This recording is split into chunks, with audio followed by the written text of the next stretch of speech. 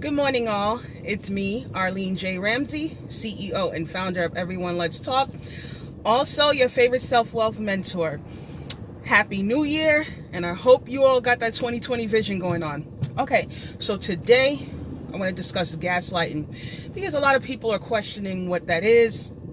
You know, it seems to be one of the topics that's going on now between the masses, which lets me know it's a great time to be alive, you know. So I said, let me put something out there to help you guys out, give you a bit more information and some tools that you can use to protect yourself. All right, so before I get into the tactic of gaslighting, let me give you the people who are notorious for using the tactic to gaslight. Excuse me. Now, all of us have gaslit someone here and there until we learned better. You know, we learned that was wrong. We did it because of, you know, we felt bad when someone told us that we did something that's wrong, and without self-reflecting, we just pushed back at someone, right? So it wasn't with malice. It was in a sense of protecting self.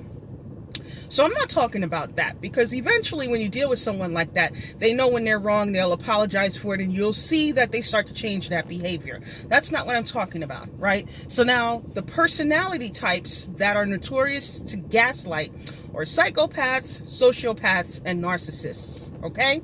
Psychopaths, sociopaths, and narcissists.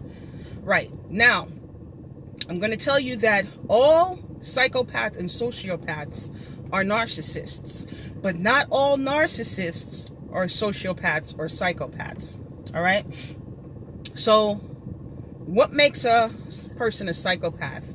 Psychopaths and sociopaths are the same, right?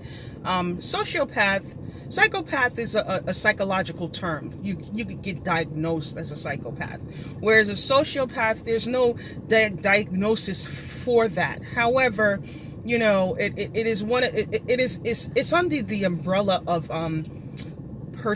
antisocial personality disorder, or conduct disorder. Conduct disorder is what you find in children and adolescents before they become 18 years old. It is called conduct disorder. And then when it's not balanced out or handled properly, by the time they become 18, they can now either be diagnosed as a psychopath or deemed to be a sociopath. All right. So now, studies reveal that psychopaths, the part of their brain which connect to emotion and feeling, does not work like everyone else's. Right. So what I mean by that is they put people that has been diagnosed as a psychopath in studies, and they reveal things that typically that incite emotion, anything that incites some type of emotion, and paid attention to their brain, and they saw where there was no real activity, there was no light, there was no activity in that section of the brain that it connects to emotion, which tells me, or which reveals, that they're hardwired that way, that they do not connect with emotion. They do not feel emotion. They will not feel empathy. All right? That's for the psychopath.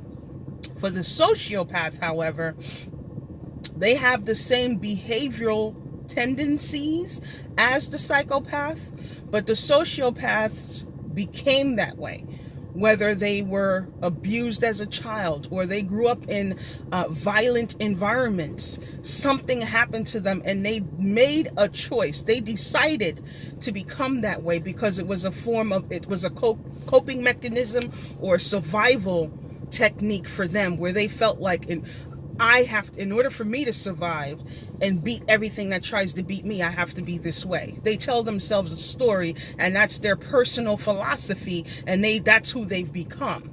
All right. So now the difference between a psychopath and a sociopath that I can clearly see is one thing for me, and that's their rage, right? Psychopaths, when they don't get their way or when they're being challenged, you can see where they get frustrated. They become enraged, and they're uncontrollable and unpredictable. That is the distinct distinction between a sociopath and a psychopath. Because psychopaths, because this is how they're hardwired, they have no connection with feeling. Even when they're being challenged and they're in predicaments that will make the average person sweat bullets, psychopaths are calm, cool, calm, and collected. You know, there's nothing going on. They don't get the butterflies, the jitters, none of that. They are able to handle those circumstances like androids. like really? You're just like blank. That's the distinction between a psychopath and a sociopath. And a narcissist is a person that gets their way at the expense of other people, and they have no connection or self-reflection of they could be wrong in these situations, right? So narcissists do things more on a smaller scale than psychopaths and sociopaths, right? And it's just about them getting there, but they do a lot of petty things, and they must get their way. Okay, so now that I told you those three personality types, let's go to the gaslighting. All right, and what gaslighting is. Gaslighting are tactics, any tactic that's used against you or the target that makes you question yourself or distorts your reality. What I mean by that is, if you're dealing with someone and you frequently have to scratch your head and you frequently have to say to self, am I overreacting? Am I this? Am I that? If you're constantly finding that you're doing this with a person, whenever you bring something to this person's attention, chances are you're being gaslit. All right. Now, the reason why people gaslight is because they want to break down your boundaries. Anytime you try to bring something to someone's attention, that's you forcing your boundaries because you feel like you're being disrespected or taken advantage of to some degree for some reason. And so you bringing it to the forefront to discuss it is so that you can set up boundaries and discuss what it is about this thing that makes you uncomfortable or whatever the case may be. And from that discussion, there's going to be some boundaries that's going to be adhered to and acknowledged. So what happens, the gaslight tactic is to prevent you from setting up those boundaries. Because once you try to bring something to the forefront and a person tell you that you're crazy, I didn't do that, as a matter of fact, you did that, you'll never be able to set up your boundaries, because what happens is that that type of action forces you to question yourself. Now you step back and you lean back and you're like, maybe I'm overreacting. So once you start questioning yourself, you are no longer affirmative or assertive about how you feel or how you think about a situation and about your boundaries. Now you're questioning yourself, and what happens is you allow that person room and space to take advantage of you because you no longer was successful with setting up the boundaries that you tried to set up. That's the reasoning for gaslighting. All right. So, and in that person never gets held accountable for what they're doing because you constantly question yourself. Okay, so a form of gaslight is is put downs. If you're around a person that's always putting you down and there's no reason that you can see for the put downs, but they will create a situation to cause some type of disruption just so that they can turn around and put you down, that's a form of gaslight. Right? So here's how, and here's another thing that works hand with that. They'll praise you for things that you know you do okay, but you don't really pay attention to it. I call it small praise, right? They'll give you small praise so that they can put you down in the things that you do, they know you do exceptionally well, right? So let's say whatever it is that you're exceptionally well at, you know that you're well at that, and a lot of people know that you are well at that. The person who gaslights you are going to find flaws in the things that you do exceptionally well, but praise you for things that you don't really pay attention to. You know you do, you're okay with it, but that's what I call small praise for big letdowns. So what happens with that is you start to question yourself. you start to say, well, if they praise me for this or say that I do this well, and I know I do that well, but I don't think I do that well. But if they acknowledge that, it's like you're almost, sometimes it's like you're happy that they acknowledged something that you do well. But the things that they're acknowledging is the things that's not what you hold in your mind as your pride and joy. Right? So it's just a tool in your repertoire that you use on a daily basis, but you don't look at it as your ace card. But the thing that you know is your ace card is the thing that they're going to tell you you are not well at. And that goes hand in hand. That, you have to understand, is a form of gaslight. Okay? Another form of gaslight is, example, they'll tell you you're doing the thing that you accuse them of doing, right? So if you say that they did something, they'll say, no, you did it. And as a matter of fact, X, Y, and Z, right? And so now you're sitting here thinking, and a normal person, the average person, that when someone tells them that they do something that could have been done better, or you did something that made someone feel uncomfortable or think uncomfortable, that your natural reaction is to self-reflect, right? And so when the person gaslights you, they know that that's what's going to happen with you, and you're going to get confused. You're not going to know which way you're going. Now you're going to sit here and be timid about even bringing some things to the forefront, because you just don't know what's reality anymore when dealing with this individual. If you always feel like you're walking on needles, eggshells, chances are you're dealing with someone that you're being gaslit with. Okay, so now let me tell you, and I just gave you a little bit of tools in regards to what gaslighting is. But bottom line, if you find yourself questioning your truth, or questioning the things that you're choosing to question when you're dealing with certain individuals, that is gaslighting. So now let me tell you how to avoid that, or how you can triumph that. Self-awareness. And for those of you who know me, you know that I always talk about self-awareness. It always starts with having a wealth of information of self. One. Number two, you have to be honest. Right? Because now if you're someone that's taking advantage of someone or gaslighting someone, you may not be able to determine where your reality ends and where theirs begin, because you're playing that same game. So if you're playing that same game, it's going to be pretty hard. And I don't know what to tell you about that. Right? Because the other person would know that you're playing that game too. So now it's like, who can beat who at the game? And I don't, indulge myself in that. So good luck with that. However, for those of you who are more honest, you want to be honest. I always say honesty is the best policy. You know why? Because when you know you're honest and you self-reflect, you hold yourself accountable to doing and being better. It shows in your actions. It shows in your open-mindedness when someone goes to talk to you. It shows in how in your changed behavior. It shows that in your willingness to be better and do better. And people see that.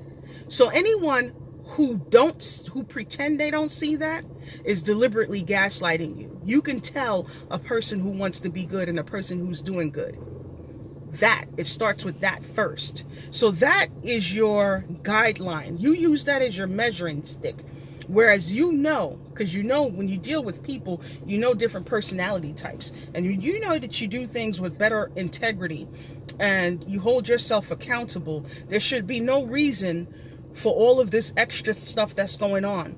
And if you know that you're not, just, how can I say, sensitive about simple things, all of those things matter. Once you know that you have a balanced perspective about life, and the things that you want to discuss are some serious things and they're based on principles, once you know that is your measuring stick to tell you that this person that you're dealing with is gaslighting you.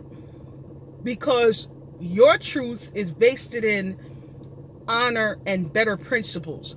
And you self-reflect. So when someone tells you, no, that's you, you already know that you don't do that because you self-reflect, right?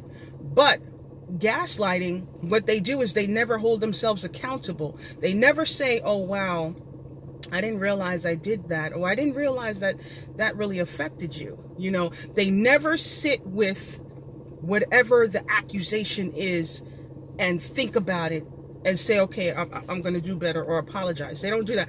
If they apologize, they might say, well, I'm sorry you felt that way. You know, and I've dealt with people like that. They'll say, I'm sorry you felt that way, as in you felt that way on your own, but I've done absolutely nothing to make you feel that way. So there's some things about you that you need to correct. Maybe you need to correct your self-esteem. You understand what I'm saying? Because now there are some people out here who allow themselves to be affected by other people living their lives. And these people are not doing anything to make them feel uncomfortable, but they feel uncomfortable. You understand what I'm saying? Also, before I continue in that direction, you know, a lot of people, now let me not say a lot, but there's some people with these personality types and disorders who have gone to school for psychology and sociology. So not only do they have this personality type, they have a lot of information on the psyche of people. And so when you deal with people like that, they can be very clever and very savvy. And the only thing that's going to protect you and allow you to set up better boundaries and see them for who they are is when you know who you are, and when you self-reflect, hold yourself accountable for things that you could have done better.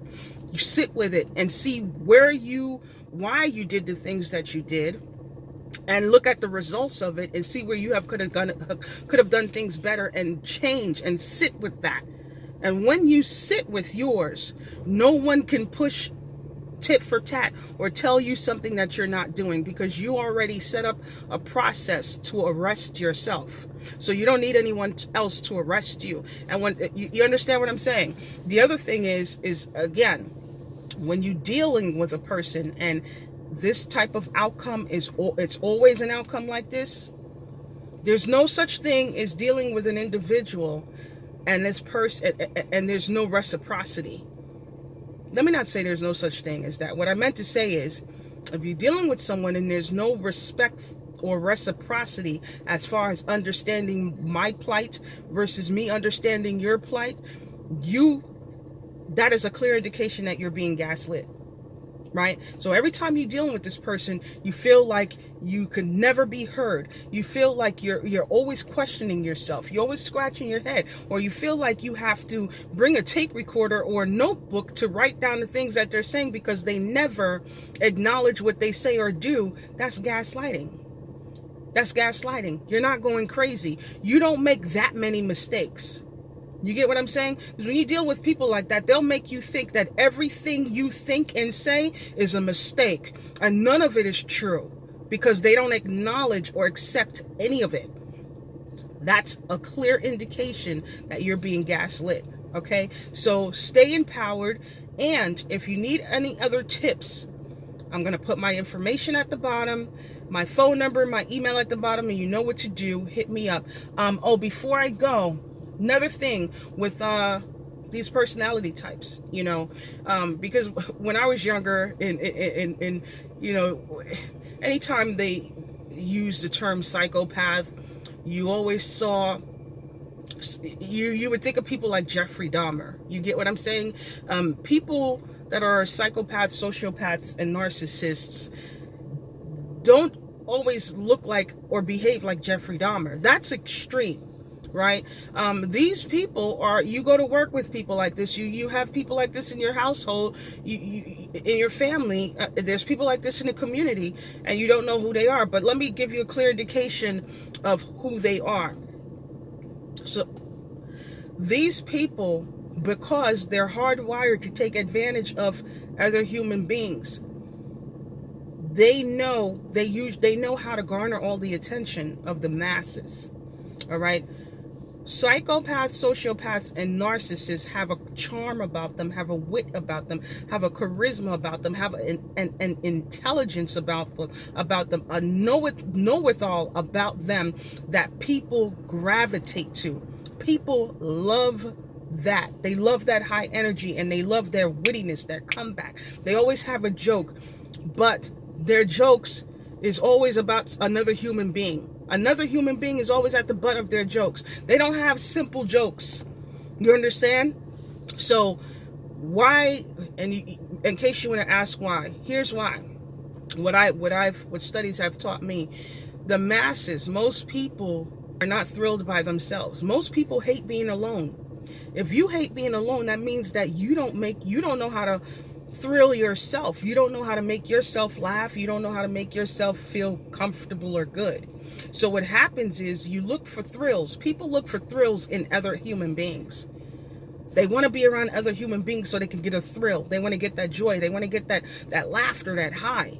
And what happens is you leave yourself victim or prey to the narcissist, the sociopath, and the psychopath, because they look for people that look for thrills in other people. That's the only way that they can take advantage of you. And then they feed you with this notion of you need them. See, they're always helpful sometimes in the beginning. They always know something. They're always giving information that most people don't know of, because they search for knowledge. They're very intelligent people, and you're in awe by their intelligence, and so therefore you feel like you need this individual, and next thing you know, they got you right where they want you, and they're taking advantage of you, and you don't realize it. You don't realize that they're breaking you down slowly but surely. Okay, that's it for now. I know I said that before, but I'm checking to make sure I said everything that I wanted to say. All right, but that's it for now.